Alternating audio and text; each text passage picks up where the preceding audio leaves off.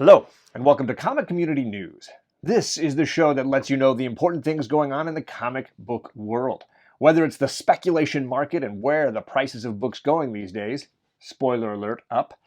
Or maybe it's the reads and reviews, what books are at your comic book shop right now and what should you be checking out.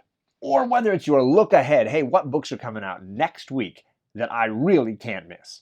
If that sounds important to you, then you've come to the right place. Welcome to the news.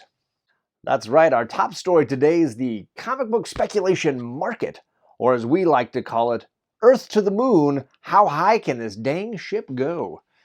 Yeah, we're looking at books that maybe only Nicolas Cage can afford these days. Things like Action Comics #1 fetching almost $3.5 million. Yikes.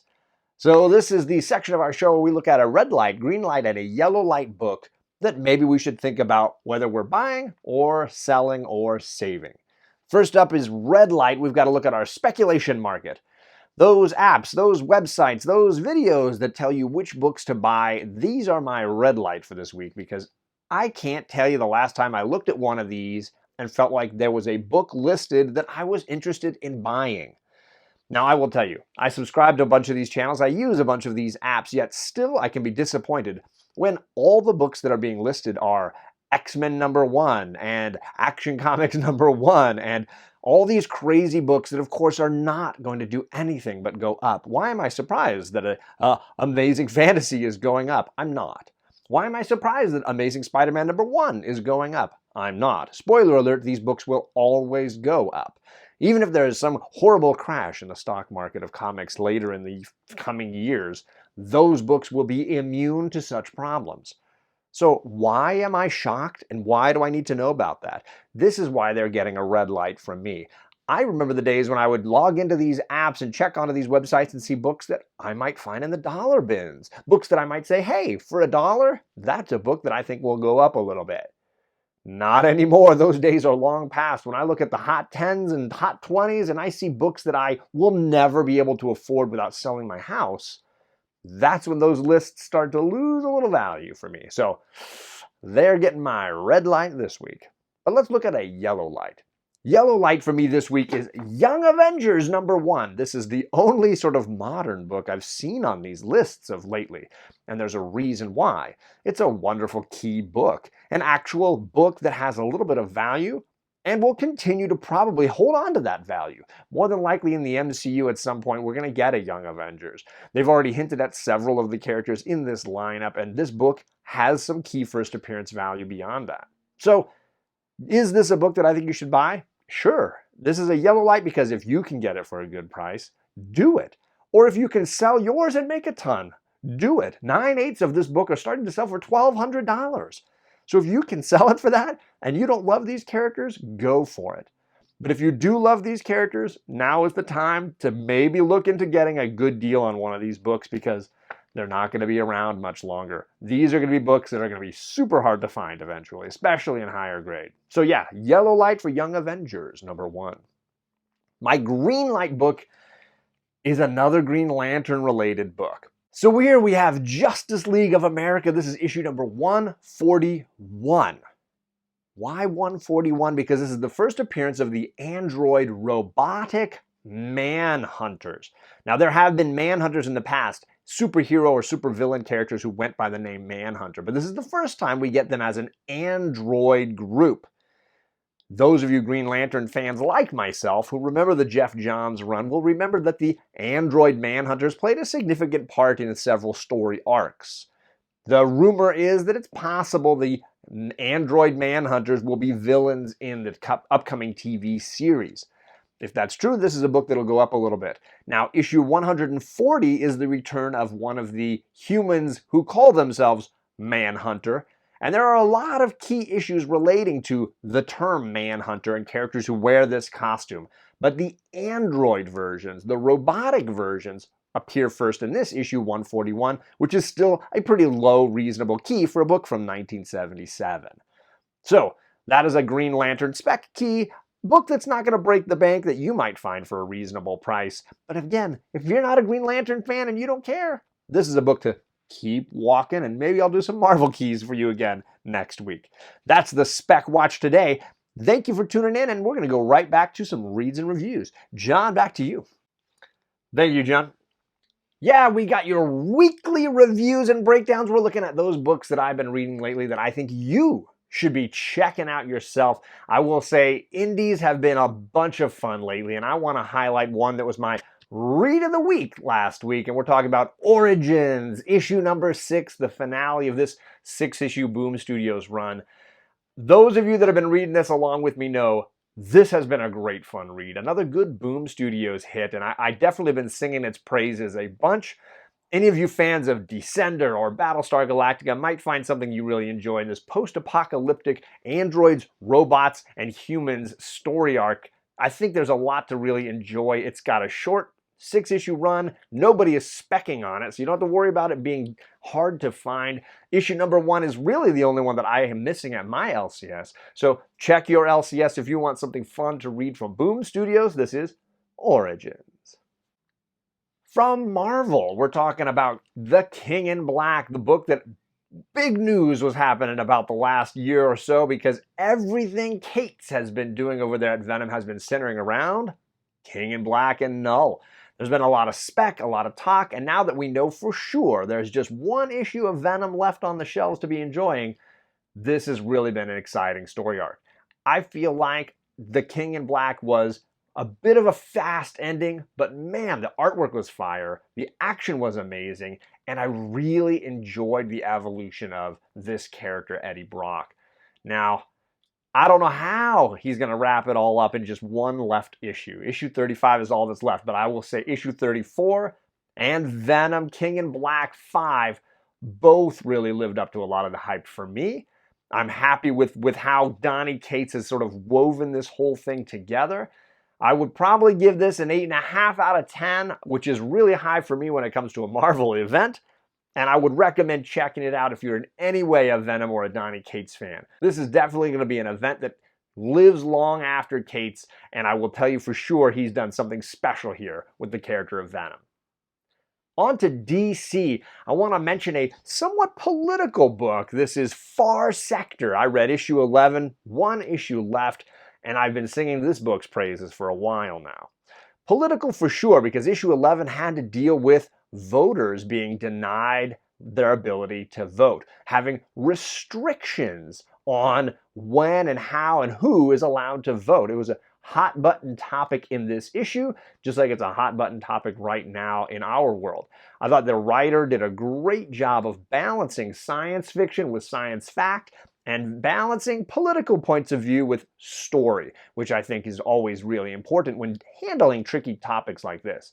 Most importantly, Sojourner Truth continues to be one of the most interesting and original Green Lanterns, period. So I am very excited for how this final issue 12 next month is going to play out, and I'm really looking forward to getting some kind of a hardcover or trade so that I can reread this story arc again and again. And yeah, just an all-time great book for me. And the best Green Lantern I've read in a long, long time. So that's Far Sector, issue 11, and hopefully you can find some of these books, although I know, just like I mentioned last week, issue number 1 is starting to creep on up in value, so something to be aware of. And lastly, don't forget we always have our roving reporters, those people who are part of the John's Comics with Kids family, the comic community news crew spanning the globe. This time we are actually spanning the globe, going all the way as far from California as you can possibly get. We're checking in with our man, Simple Simon, because he's got some information on a great indie book, and he's coming to us live from Australia. Simple Simon, tell us where you are and what are you reading? Thanks, John. I'm Simple Simon, and I'm here at Big City Comics in Melbourne, Australia, and the book I want to recommend today is Carmen from Image Comics. Hi, Mark. Thanks, Mark. The creator of Carmen, Gilliam March, is not only a fantastic artist, but turns out the guy can write too. It's got a really dark sense of humour and is definitely more for the mature reader. It's just different than anything else I'm reading at the moment. Issue 2 drops this week and I cannot wait. I am Simple Simon at Big City Comics. Back to you in the studio, John.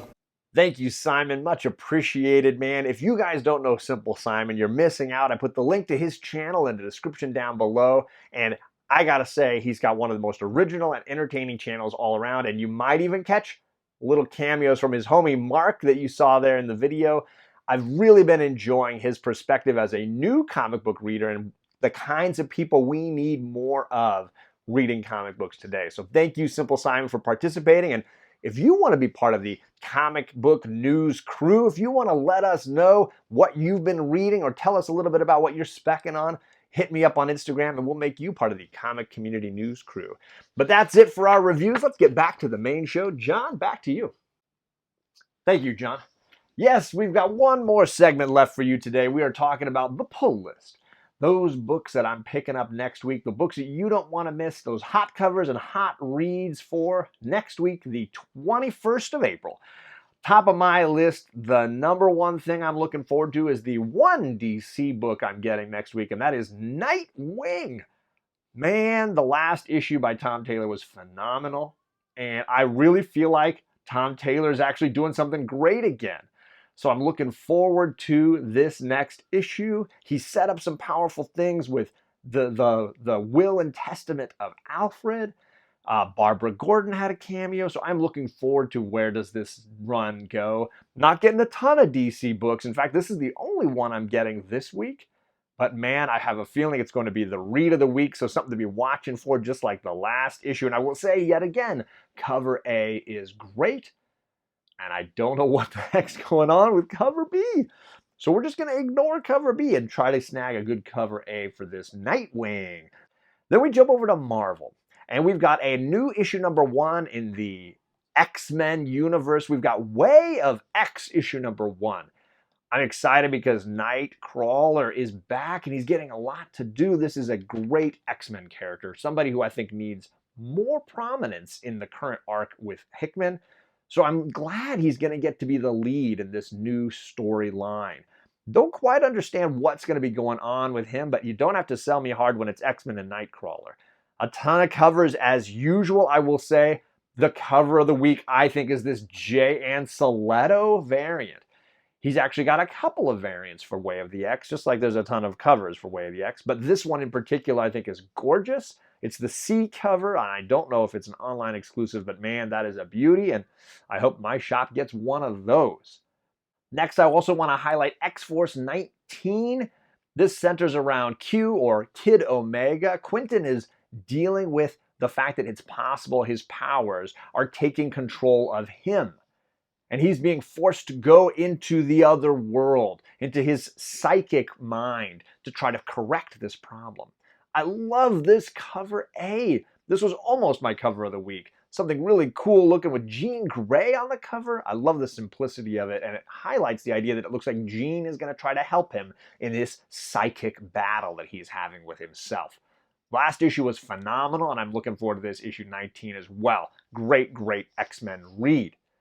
Next, let's look at the indies for the week, because I got a new issue number 1 from Boom Studios, and that's mainly the big book I'm going to talk to you about today. It's called The Many Deaths of Layla Starr.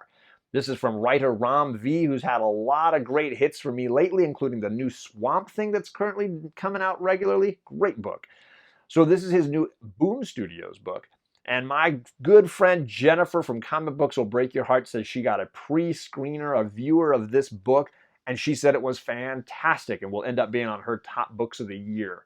So that's a good enough warning for me to make sure I snag a copy of this.